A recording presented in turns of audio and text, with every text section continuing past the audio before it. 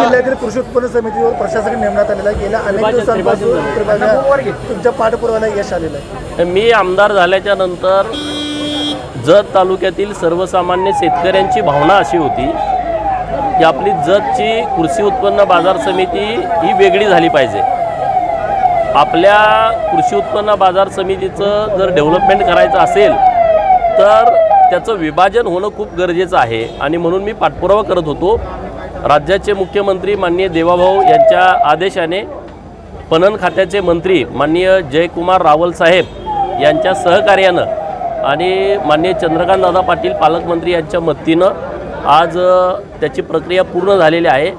आपल्या सांगलीचे DDR यांनी आता प्रशासक म्हणून पूर्ण मार्केट कमिटीचा ताबा त्यांच्याकडे घेतलेला आहे आणि इथून पुढं आम्ही चांगल्या पद्धतीनं मार्केट कमिटी डेव्हलप करण्याचा प्रयत्न करणार आहे. सांगली जिल्हा परिषदेत भाजपचा करेक्ट कार्यक्रम झाला होता म्हणून नाही असं काय नाही त्याचा अर्थ. आता कुणाला कसा अर्थ घ्यायचा ते काय मी सांगू शकत नाही, परंतु आम्हाला विभाजन करणं महत्त्वाचं होतं. कारण मार्केट कमिटी हा लुटीचा अड्डा झाला होता.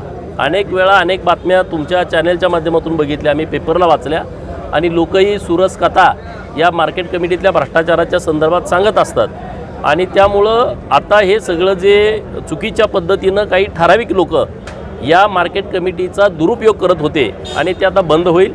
आता इथंही चांगले सदस्य येतील, कवठेमंकाळला येतील, जतला येतील आणि त्यामुळं मोठ्या प्रमाणामध्ये लक्ष या लोकांचं या मार्केट कमिट्यांवरती राहील. जिल्हा मर्ती बँकेवर